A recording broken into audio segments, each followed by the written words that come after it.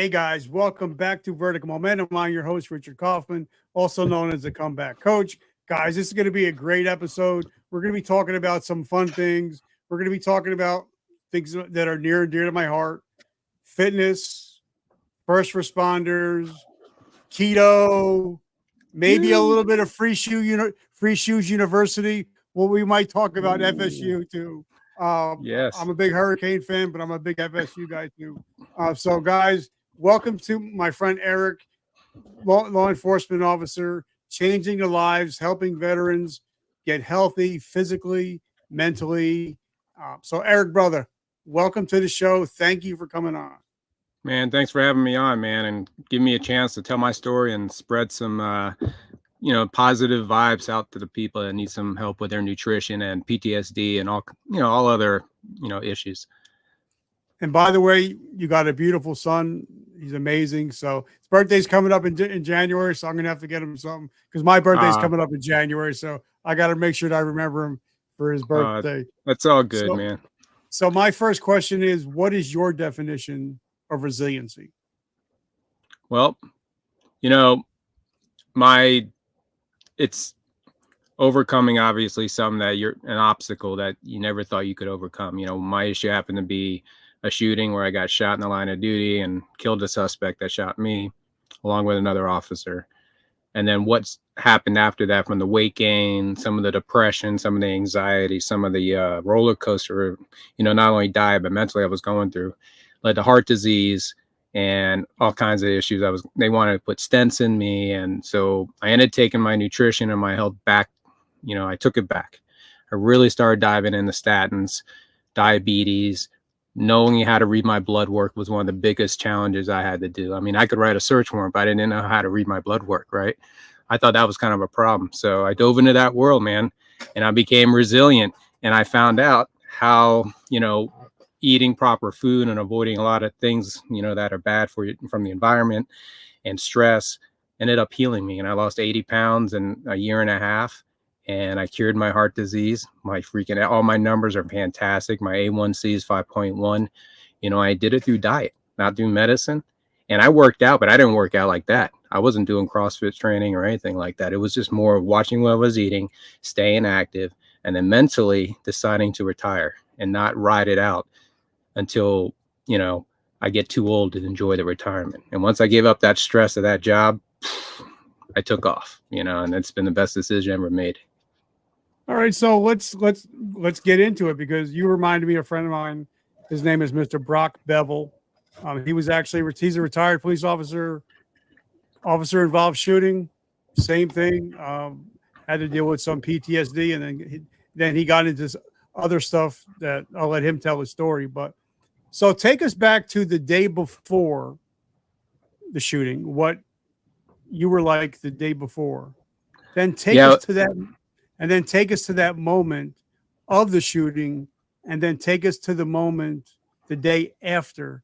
Because the day before, you were a different person. The day of the shooting, when it happened, you became a different person. And the next day, you were a totally different person. So take us back to those 3 days. Yeah, even 2 years later, I was a different person, but the day before was a Monday. Typical Monday shift coming off the weekend. Probably it was June, so I probably was watching baseball or something like that, some summer sport, maybe NBA. Yeah, it was NBA Finals.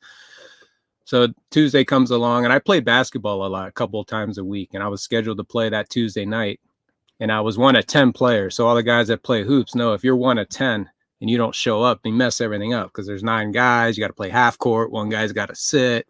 So I was really, I'm one of the 10 guys. So I put in time to leave that day. And, I had a 5-month-old son at the time. So I was adjusting to being a new dad, and that weekend was going to be Father's Day. So we were kind of arranging a little get together, my first Father's Day, and, other relatives, father-in-law coming over and stuff like that. So I remember getting ready to play hoops. Later on that day, I had my gear with me, and, a bolo goes out about an hour before I was scheduled to leave. And, bank robbery, armed suspect, he fled the scene in a red car with a white top, and bolo went out. And usually, you respond to the area. We're all boloing, And then I end up coming across the suspect. You know, I don't know how much you want me to keep talking, because then it turned into a pursuit and all Bro, kinds of eerie stuff. This is all Okay. about you, brother. It's not about me. It's all about Well, you. the car originally came out as a Crown Vic, you know, and then the car I had spotted was a Lincoln Town car. But, you know, people mess up cars all the time, especially a coupe style looking one that's kind of rounded off. And I got behind the suspect, didn't panic, just thought, you know, it's got a handicap tag, calling it out to dispatch. And all of a sudden the guy stops in the road. You know, I didn't light him up, you know, to make him stop. He stopped on his own because he knew I was behind him. So I turn on my lights and we sit there for about 5 seconds. I'm waiting on backup.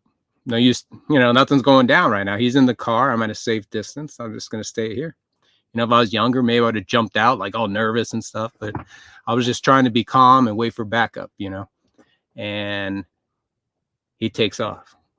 So now I'm like, oh, I think I got my bank robber, right? So now the pursuit's on. And our DUI guy's coming on shift that night. He gets behind me and we're in a little pursuit for about maybe a mile total through parking lots. He clips a couple of cars, never enough to damage his vehicle. Meanwhile, I'm driving the Crown Vic, you know, and it's sliding a little bit. It's an older Crown Vic, you know how departments are, but, you know, it was my baby. And it hung in there, man. It made all the turns, you know, all the freaking driving training and everything was kicking in. And he took this quick turn down like a side road, an industrial neighborhood, you know, where some railroad tracks are and stuff like that. And most people don't know that area. And I'm like, maybe he's a local boy. You know, he's probably going to bail out, right? That's what they do. They, you know, go back home and bail out. So all of a sudden he takes a left turn too tight and he hits another car head on and he comes to a sudden stop. And I'm not, you know, I'm going 60 miles an hour catching up with him. So I don't really pull up in the best tactical spot. And as I go to get out, waiting on, you know, what's he going to do? Because there's smoke coming off the other car. Now we got a victim over there. So a lot of stuff's playing in my head, right? And I get the gun out and I'm looking at the car and all of a sudden I see the door swinging and then it's pop, pop, pop, pop. And it's like, oh shit, I'm being shot at. So I start returning fire and I think I hit the house behind him a couple of times because I was just almost doing like suppression fire. Like, give me a minute, you know, and I got over to like a telephone pole. The other officer's firing back where he was, you know, and on the YouTube video, you see him in one video and then you see me, eventually you see me, but we finally come together and we just started laying rounds down, you know, and I think we shot 38 times. You know, I went through one mag, reloaded, smoothest transition you know, for my mag ever, man. It was just, everything worked out. Some told me, dude, you're about to run out. And I looked, slide went back, clip, boom, right back in it, man. I wish I was timed. I mean, in reality, I was probably shaking and all that, but in my head, everything was just, I was fine-tuned machine at that point. And he kept moving, man. He kept moving. We approached the vehicle, but we couldn't see the gun. And we fired more rounds. I mean, I remember firing 4 rounds point blank right through the window, you know. And then we backed off. SWAT got there, took over, and then I looked down. I got a hole through my shoe, and I'm starting to feel the pain in my foot and in my leg. And I'm like, oh, you got me, you know. So we ended up, you know, then going the ambulance and that whole thing, you know, the fire department you know, transporting me. And I remember asking the paramedic, hey, what happened to that bad guy? Because I never got to see what happened. And he's like, oh, he's dead, man. He's full of holes. And I was like, wow, we just killed a guy. Bam, there's where it changes. It's like, okay, is everything right? Did he have a gun? Yeah, I got shot. You know, you just start replaying, you know, you're going through everything. Am I going to be indicted? That was my first concern. Am I going to get in trouble for this? Did I follow policy? My department going to back me? It's a shame. That's the first thing you got to think of. But now it's survival mode that you're in. Yeah. You know, obviously I think about my wife and kid. You know, I call her. She's at home with the baby screaming. I'm like, hey, I got nicked in a little car chase. I'm getting some stitches at the hospital. She's like, okay, well, let me know. Talk to you later. Bye.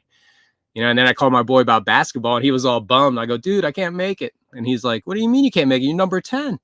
I got shot, dude. I'm on my way to the hospital. He's like, you called me on your way to the hospital after getting shot? I go, well, I didn't want to let you down. He's like, dude, get out of here. And he hung up. So, you know, go to the hospital, have the bullet fragments being pulled out of my foot, you know, and treated and was released that night, you know, and finally saw my wife and kid and, you know, kind of processing everything all night long. You know, I remember watching basketball. I think it was the Heat versus Oklahoma City, you know, when they had Durant and all the boys. And I remember popping a Percocet, and I had a stiff vodka, and I was enjoying the game, and the Heat lost. I was like, how did the Heat lose on a day I got shot? Because I was a Heat fan. And the news came on. It was like, dun, dun, dun, tonight at 11, another officer shot in the line of duty. And I was like, holy cow, another cop? And then the story's about me, but they didn't say my name yet, right? And I'm like, wow. And then I started seeing it everywhere, and then, you start getting text messages. Hey, dude, I just heard, blah, blah, blah.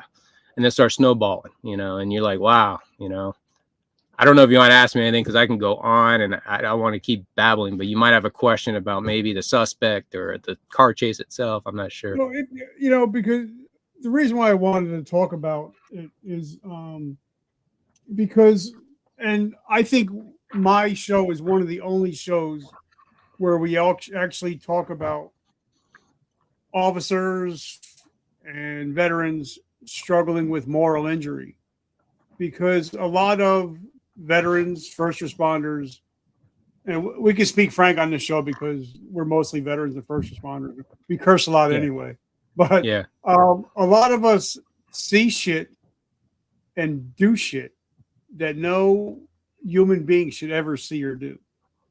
So when you're forced to take somebody else's life, that's a moral injury that never really gets talked about. I mean, like we talk about, okay, like if we got shot, we could deal with that. We can deal like with I'm 80% blind because of something stupid. I can deal with that, but taking somebody else's life, that's something that nobody ever really talks about. So that's why I wanted to talk about, what was going on there. So it's deep. It's deep to be involved when a life is lost, or taken. And it was him or us at that point. Don't get me wrong, I don't feel guilty for that part. But I didn't get into police work to go killing people, So there is something there, and it's just like, damn, you're just like, you could have given up, bro, but you did it to yourself. You said that was a Tuesday, right? Yeah, it was June 12th, 2012, and that's the same 2 dates as OJ allegedly whacked his wife and the waiter, and then also the Pulse nightclub shooting was June 12th, 2016. So that June 12th has always just been a date for me since that date, and I followed it. I looked it up, and all kinds of bad stuff happens on that date, and I look at my wife's date, and it's like, oh, butterflies were invented or something like that, and I'm like, man, yours is so nice. Maybe that's why I'm supposed to be with you, But so what was that Wednesday like? I remember I had to go to a hospital or doctor's office, and my sergeant came pick me up. I was on crutches in a boot, and they had to restitch the wound and do some extra stuff, and I had to fill out my workers' comp paperwork. Can't forget that. Got to get me over there, to make sure that that's taken care of, because I ended up fighting with them later on to get treatment for PTSD. So my relationship with them I'm not very fond of them. So. Because most people don't realize most police officers never have to draw their weapon and fire at a suspect. Because everybody thinks, oh, well, everything they see on TV is like, no, it's not. It's not that way at all. Because I'm friends with a lot of cops, a lot of first responders, but a lot of people think, oh, cops are always drawing their weapon. Like most cops don't even draw their weapon once in their career. Never mind having to take somebody's life. That's why I wanted to talk about that. I want to dig a little bit deeper. But I want to thank one of our friends, a friend of mine, sponsoring the show. If you ever watched that show, Forged in Fire, on the History Channel, he's one of the guys that actually made the show. It was in the finals, and awesome. he actually made this for me. It's a hand. See, look at my weak one. I need to get one of them, man. This is weak sauce. It's a hand forged Damascus knife, and he does so much work for veterans and first responders. So Christmas is coming, guys. I'm actually getting one made for my best friend. He's my brother-in-law, my cousin, and he's a big fisherman. So I'm actually getting a hand carved knife with his initials on it. So, guys, Christmas is coming. If you want to get something nice for your father, your brother, your husband, check out Mike's Damascus Knives. And if you order, let them know that we sent you, free shipping to anywhere in the United States. So I just wanted to put that out there. So. So talk to us, because now you work. I mean, okay, eventually I'm sure you talk to your sergeants and you talk to your brass. That you're not going to get jammed up because you were doing the right thing. But Right. now, what was it like healing up? And did you get back on the street after that? Well, at first it was pretty cool because you're like hero, right? Everyone's like, awesome job, brother. You know, you're getting all kinds of people reaching out. You're hearing the state attorney says you're cleared, and you're like, whew, all right, I'm good, you know. And then I finally heal up 3 months later. I go back to road patrol again. And at that point, I was on the job 12 years. I've been in different special units, some bike units, some, jump out team stuff. So I was contemplating, FTO and maybe sergeant, that route. I wasn't quite sure yet, but I was around that time. And I remember getting back out there, and everything's a little bit different. I remember going to a call. It was a regular alarm call that we get so many times, and walking around the side of the house with the other officer, and he goes one way, and you're checking windows and sliders, and I see a bicycle there, and I'm like, that's all right, it's just a bike. And then we find the sliding glass door in the back, one of them slides open. So in my head, burglar's bike, someone's inside, trip the alarm, let's go, right? Clear the whole house. Nothing, false alarm, owner's bike, he left the slider open or whatever. I couldn't come down, man, for like the rest of the shift. I was like, woo, thinking I was about to be in another combat situation, even though you potentially always are. I couldn't control it anymore. And turns out I learned, my central nervous system was taking over and just kind of protecting me. So I didn't realize it at that time. And it kept happening on different calls until I had my gun pointed at a shoplifter that fled from us. I found him hiding. And just because he's a shoplifter doesn't mean he's not wanted for other stuff, and I read those FBI statistics and how cops get whacked at, the strangest things sometimes. So I'm really there. And I have him come out and he puts his hands in his pocket. I got my hand right on the gun and I didn't shoot, but I got up on him, got him to the ground, ended up handcuffing him, asking, why'd you reach in your pocket, dude? And he's like, I was just getting my ID, man. I never had a gun pointed at me. And I was like, gosh, dude, I could have wasted you just for that, right? And that played with me. Because I was like, man, I almost shot that guy who was just, a drug addict, stealing some stuff from Walmart or something, didn't deserve to die, So that started playing with me. So then, because a lot of people, like I said, I was with GNC for almost over 30 years.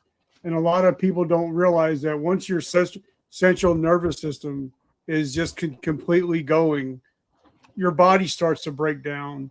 You're not sleeping as well. Your inflammation is through the friggin' roof.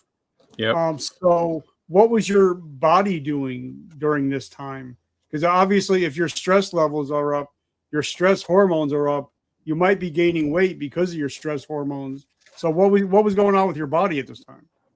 Well, within 6 months of that time, I gained some weight because I was sitting at home with a bad foot, right? I couldn't really jog and do stuff. So I was playing like Assassin's Creed and drinking vodkas or something, right? So yeah, I put on some weight, about 10 pounds or so, but I carried it okay. I was already carrying about 30 pounds already. So it didn't really matter at that point.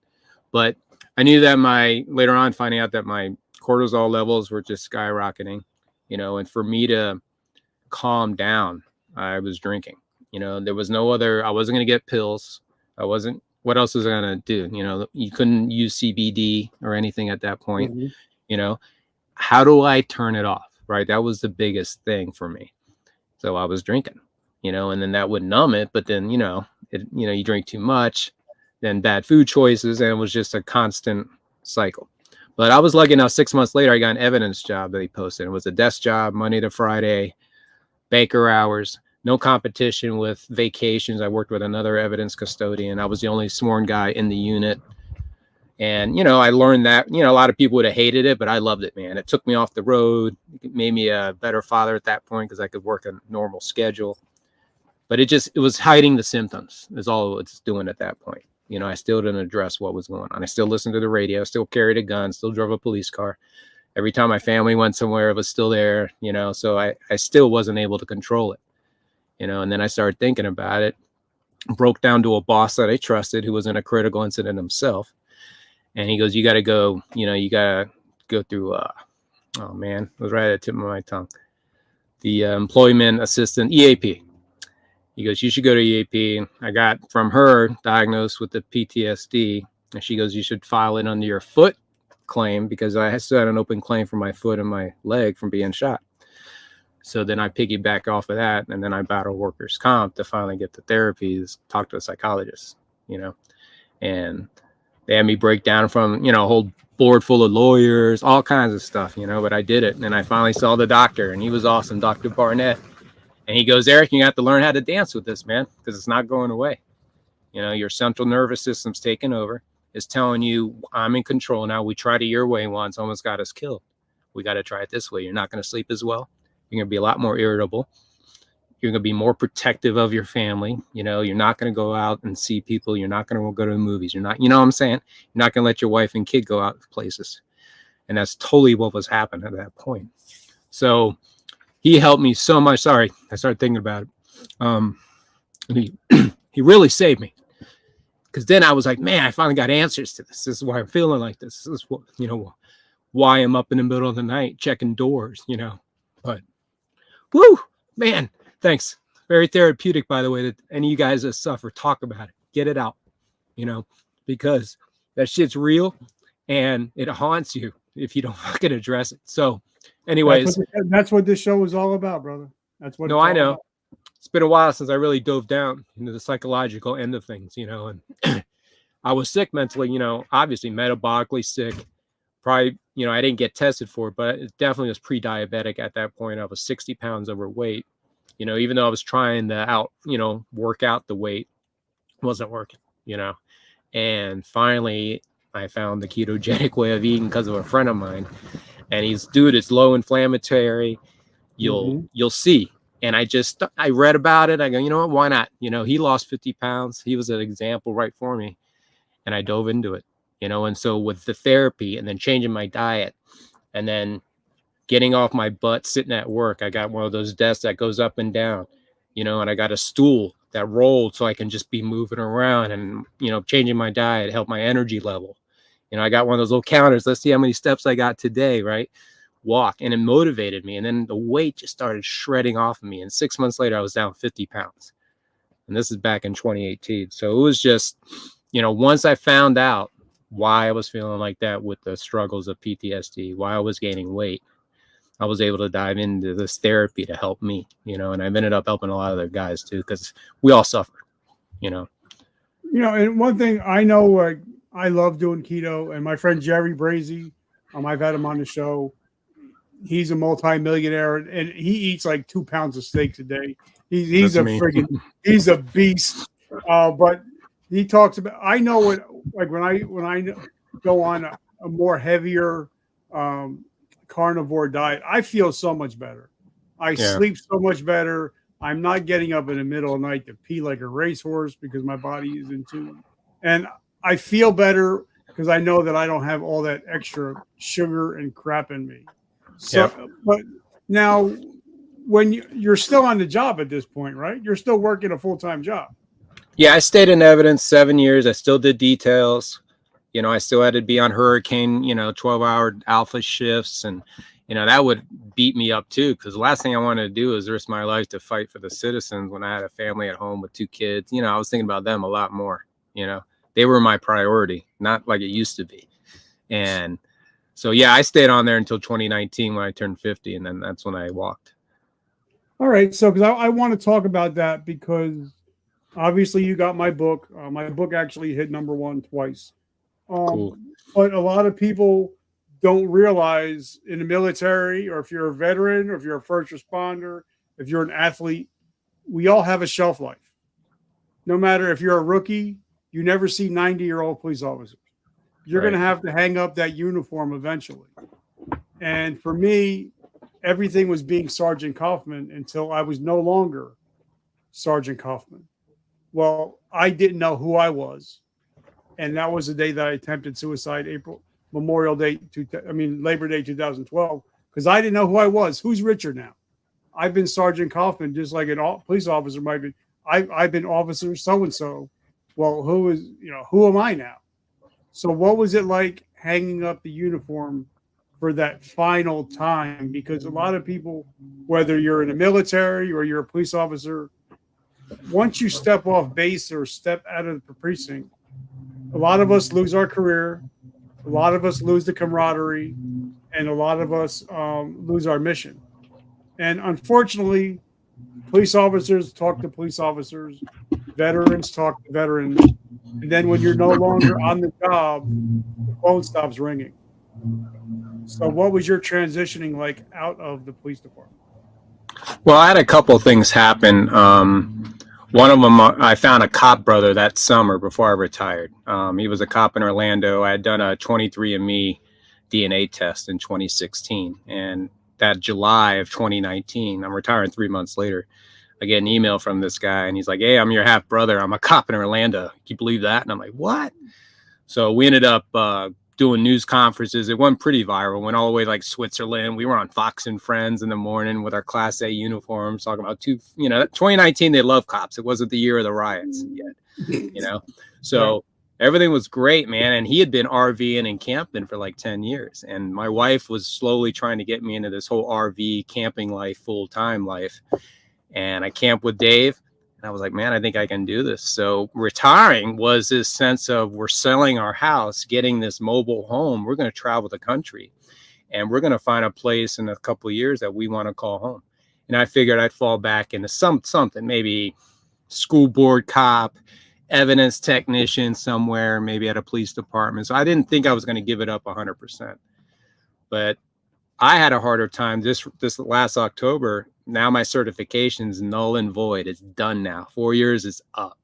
Before, I always had a little hint. Well, I could always get back if I had to, because I worked so hard to become a cop. My mom's a retired Miami-Dade cop from 30 years.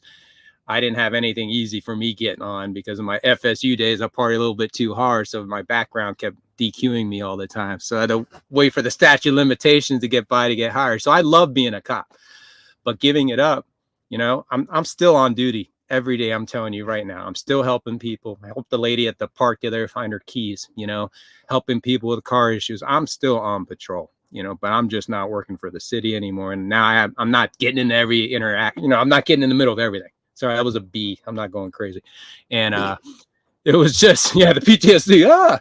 But no, it was a B. Sure it was. Yeah, man. So I made me knock out my earplugs.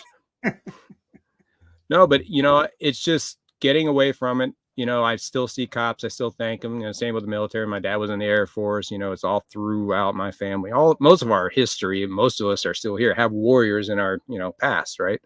So that helped me. I never missed it. The money was good, but living down in Palm Beach County, Florida, it was too much. The cost of life or cost of living was just too much, and we weren't enjoying it.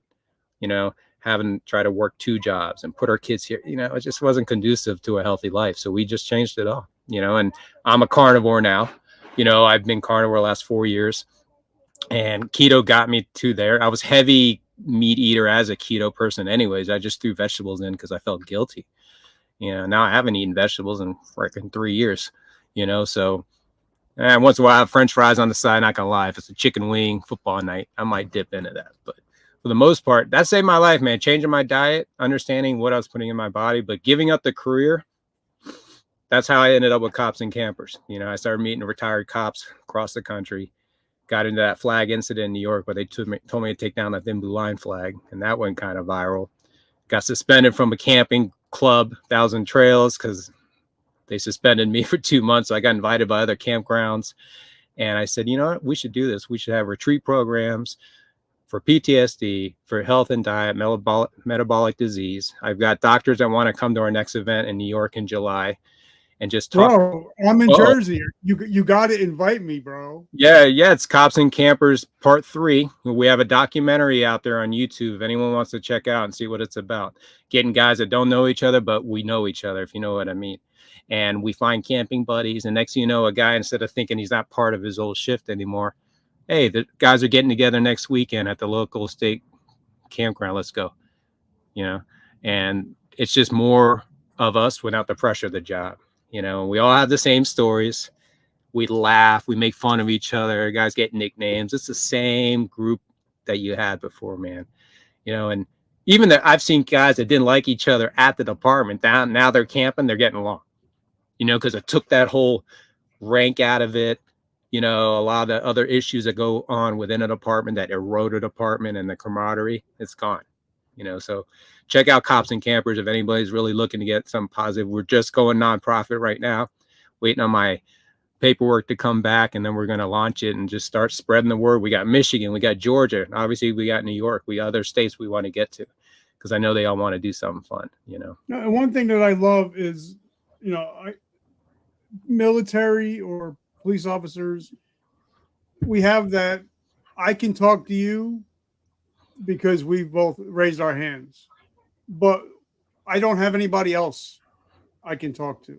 Like for me, my wife didn't realize my situation until we went to go see American Sniper, where Kyle is just sitting watching the TV and the TV isn't on. Mm-hmm. And that's when my wife said, I get it. Now I get it. I see it. And that's why I wear this hat in honor of Chris Kyle. I promised Chris's wife that I wear a hat every day to honor Chris Kyle. But you know, a lot of us, we don't know what to look for if we're a family member of somebody, of an officer or a veteran that might be struggling with post-traumatic stress. So can you give us an idea of what things to look for if there's husband or wife, even dispatchers? I just had a 9/11 dispatcher come on. What their spouses should be looking for? Well, obviously excess drinking.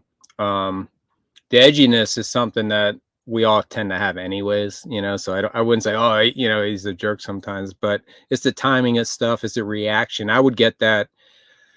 I would overreact on something, you know, maybe it was a big deal, but it wasn't that big of a deal, you know, but the drinking, you got to talk. You got to talk to him or her. My wife luckily would ask me questions, and I had already learned to save a marriage as a cop. And it's probably with every other first responder or military. You got to communicate about your day to each other. Her day is just as important as your day. You know, mm-hmm. She might be complaining about Sally at work because, you know, whatever, she wears too much perfume. That's a big deal to her. And you have to, you know, appreciate that and be willing to listen to her, and vice versa. She's got to ask you, hey, what's going on? And you got to open with her. I told my wife stuff she probably didn't even want to hear, you know, and some of the stuff I was going through. And she was the first one to notice I was changing. She said, you're changing. I'm like, no, I'm not. You know, I don't want to go out tonight, you know? So listen to your own body's cues. You know that person.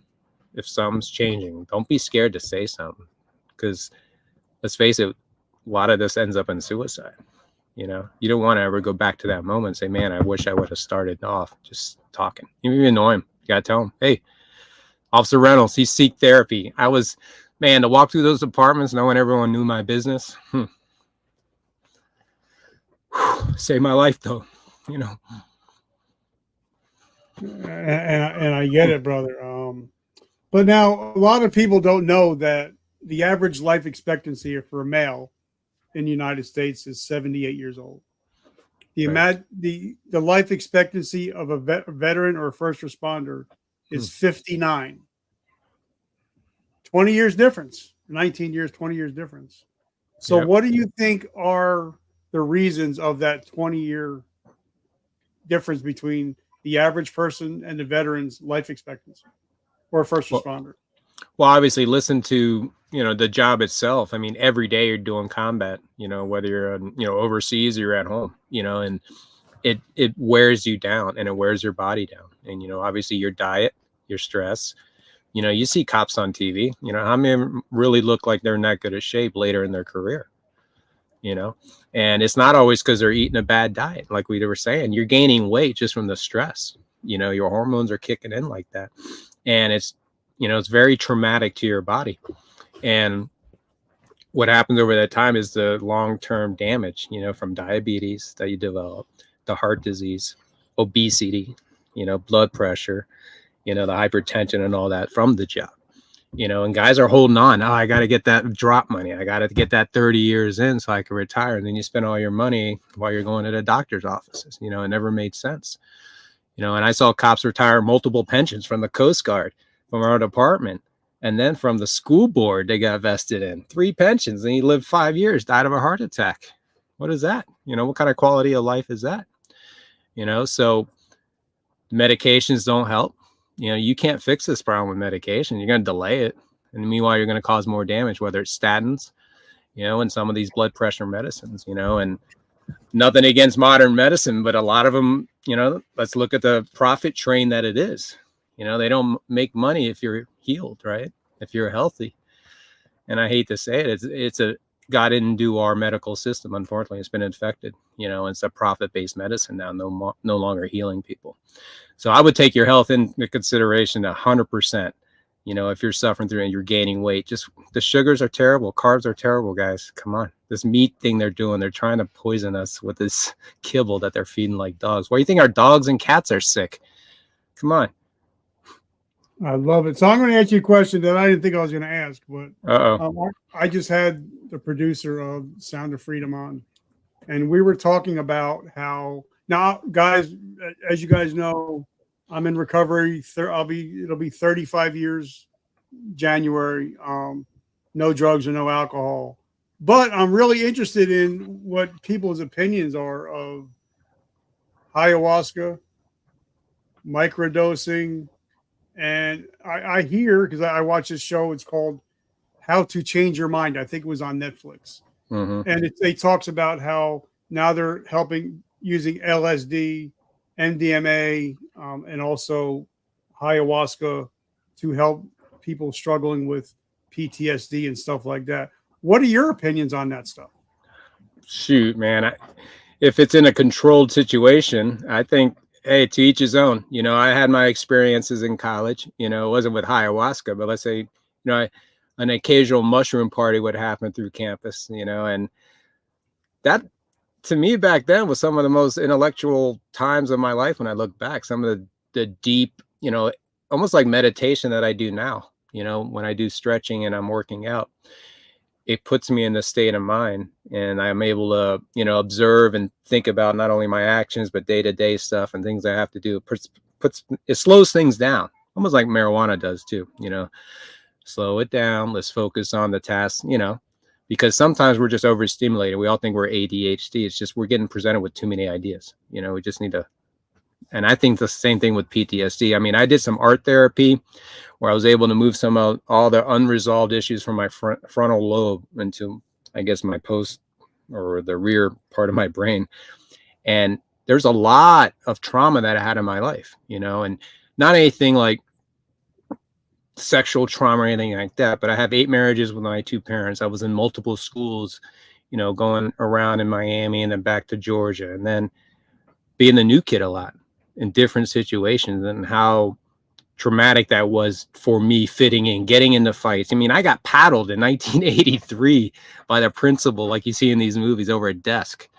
You know, I was surrounded by pedophiles at some of these schools I was going to, looking back. So, I mean, it's like, holy cow, I'm lucky to make it out of Miami. And my mom was a homicide sergeant down there. So I was still protected from the, you know, a lot of the issues. But man, it's just been a pretty crazy situation growing up down there with some of the things. But the trauma, I got resolved. I was able to not to, when I get behind a Lincoln Town car, I used to kind of get worked up a little bit because it would bring me back to that mindset. Like, oh shit, that looks just like the car chase that we had. And then I'd be up a little bit, you know. And after that therapy I went through at the University of South Florida, it didn't hit right away. The car turned off one day and I'm driving down the road. And I'm like, oh my God, that was a Lincoln Town car. It didn't hit. It didn't pop up right away. And I called the doctor. I go, I don't know what you did to me, man, but I didn't think about it, you know, as fast as I used to. And he's like, well, that's part of it, you know. So I believe in all types of different therapy. I don't think you can numb it down with drugs that are just going to comatose you. You know, I think you have to explore yourself and really understand the trauma that you're going through, you know. And hey, I almost got killed that day. The guy could have raised it another freaking 1.5 feet and I wouldn't be here right now. And that's just the reality of it. I made it through that day. You know, I'm dancing with it every day. And then you had the trauma of going to FSU when you could have went to the U.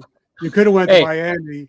You know, you could have went to the U, but you chose FSU. This is probably too much info, but my mom was at Florida State in 1968, where my dad went to visit Mr. Air Force, nice clean cut guy, right?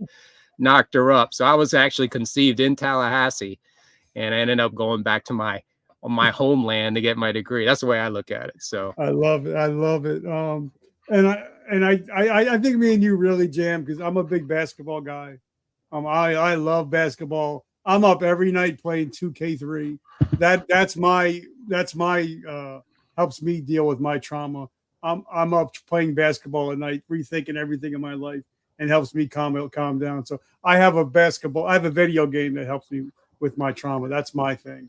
I did So, what is it? Assassin's Creed that whole summer when I was when my foot got injured. And I was just that probably didn't help the PTSD playing games like that, I'm sure. All right, so last question, last couple questions. If, say, Private Joe or Joe Snuffy gets out of the military, 43 years old, is getting out, we all know that it's like when you go to college, the freshman 15. The average guy a girl that gets out of the military within a year, puts on 20 pounds, becomes pre-diabetic or diabetic, and has mental health issues and mental issues. What are your top 3 pieces of advice for somebody that's just getting out of the military or getting out of being a first responder? What are 3 things they can do to get their health and their mental health back? Well, first you have to have positive hobbies. It doesn't have to be, I'm going to work out every day, become a CrossFit guy. You don't have to do that. You got to stay active. You got to stretch. You got to walk. You got to get your vitamin D. You got to get outside in the nature. Okay. You've got to find, are you going to have another career? How stressful is that new career going to be? Is it going to be something that's going to be detrimental to you and your family and any PTSD you already have? You really got to look at that. Find something that you like doing. You always wanted to do and do it. Are you getting a pension at this point? You got to look at that. Do you need to move because your pension to go further in a smaller area, a smaller town? Start homesteading, I know some of the therapy I've done working on farms for the summer to get paid meat, working with the cows, working with the chickens and the pigs. You don't want to talk about how therapeutic that is. It gets my mind off of things. It's not a dangerous thing unless you fall asleep with the pigs and, or knock yourself out or something, you don't want to be that guy. But, another thing is you really got to watch your nutrition. I'm sorry, fast food, whether it's Chick-fil-A, they're cooking their food in garbage. Seed oils, stuff is toxic. I know. I'm sorry. But you're asking, that stuff is so bad and it's made to be addicting. I can tell you right now what a double cheeseburger tastes like with bacon, a Baconator. I can tell you what a double Whopper with cheese, a Big Mac. I can taste it all. I can taste Chick-fil-A. I'm there with you, brother. I can taste it. But think about it. They tested that shit on rats to make their rats go to that food that's not food more than regular, normal food. That's how it's a drug. So when you're driving down the road, think about it. I don't want to look at those lines at those places. They kept that shit open during COVID, right? They're worried about people's health. That shit is pure poison. And the businesses that run that aren't in it to make you healthy. Think about it. They're a mob. They're mobsters. They're dirty drug dealers. They're poisoning you. So I would say off of all fast foods, you got to learn you got to learn how to cook. You got to have some chickens. You got to take care of yourself, man, because the government doesn't care. It's a profit-based government right now, and they don't care about you. So that's what I would do. And obviously learn about fasting, learn about, when to eat, time of day. There's all kinds of interesting things out there. I fast. I sometimes eat once a day, about 2:00 in the afternoon. I'm not hungry later, but that's because I'm eating, like you said, 2 steaks, or, with butter, or I'll have bacon. I have all that stuff that they say is bad. And if you want more information, you can follow keto50.com, whatever. I'm out there and all my information's there. I'm surrounded by real medical doctors that follow the same lead. And, and that's who I look up to, these guys, because they saved my life. 80 pounds later, best shape of my life. I have never been 176 today. Last time I weighed 176 was 8th grade because I barely made weight for like the 175 Little League or whatever. Imagine that. I love it. It's so insane. Now, I love that. And like I said, I'm a big steak eater. Anytime I can get it, my wife says, honey, you want steak? Hell yeah. And she makes some of the best steak and filet mignon. So I love my wife. So how do we find you? By the way, like I said earlier, your Instagram is fire. I love it. I love everything you're doing. So how do we find your Instagram? You have a couple different Instagrams, right? for both things that you're doing. So how do we find you? All right, it's Keto 50, obviously 5 FIVEO. It's named after kind of like Hawaii 50, because when I was at my department, I started, you lose 50 pounds, people notice, and I started helping guys lose weight. Same thing. Hey, lay off the breads, lay off this. If you're gonna drink, lay off the beer. Let's do vodka, or let's do a whiskey or something like that. And they started just calling me, hey, Keto 50, and I just ran with it. So that's the nutrition side of things. Cops and Campers is my now nonprofit, where we get retreats together for therapy and diet and fun and campfires and stories, and to make more friends and spread the healing process in the retirement, especially after retirement. And also this January, my mom has a character coming up on Netflix. It's going to be a show called Griselda. My mom was a cop during the cocaine cowboy days. She was actually on the CENTAC task force back there in 1978 to I think 1983. So she actually has an actress playing her that we've interacted with, helped with the dialogue and the script writing on the show. My mom got hired, and it's called Griselda. Sofia Vergara is playing Griselda Blanco, the Black Widow. It was back then in the 80s. And she's going to be on the show, and there's going to be a little Keto 50 kid on the show. That's going to be the teenager, I guess, when she comes home from solving homicides. She's going to now probably have a domestic with her teenage son, because he can't take mom being such a cool cop, probably. I don't know how they're writing it, but that's just what I'm imagining. They're going to make me kind of soft. I don't know, but it's good to see my name up there, a little kid playing me. I'm really excited. Like I said, I have no impact on it, but yeah, late January, Netflix, Griselda. You get to see my mom, and what an amazing hero she is to me. I love it. And all right. And when you talk to her, thank her for me, for her being a first responder, and tell her, my family appreciates you and her. So, Absolutely. brother, I'm so grateful that we finally got to hang out. So, guys, make sure you check out his Instagram. Like I said, it's fire. And, guys, make sure, like my T-shirt says, today I decide. Guys, we get to decide to be the victim or the victor. So, guys, if you're watching VM Nation, you're a victor. You're no longer a victim. So, guys, if you want to get healthy, check out the websites, check out everything that he's doing, because he's changing lives. Now I want to go upstairs and have a steak. So I appreciate you, brother. All right, thank you. Check out. What's that? I was just going to say, I have a YouTube channel if you want to see my shooting. It is on there, and I do have some nutrition stuff on there, and other podcasts I've done. What is your YouTube channel? It's Keto 50. And it may ask you to put Reynolds in, but usually Keto 50 shows up right away. So I'm gonna go as soon as we hang up. I'm gonna go there. So guys, I love you guys. Check out verticalmomentumpodcast.com. Our T-shirts, hats, coffee, our book is available. This episode will be up there, so make sure you check us out. And I love you guys. And remember, vertical momentum, the only way to go is but up. Brother, thank you so much, and I'm truly humbled and grateful for your friendship. All right, I got to send you a challenge coin. I'll get your address. Oh yeah, because I want to get your address, because I want to send something to you in the mail probably on Friday. All right, brother. Thank you, man. All right, brother. God bless. Have a great week. All right.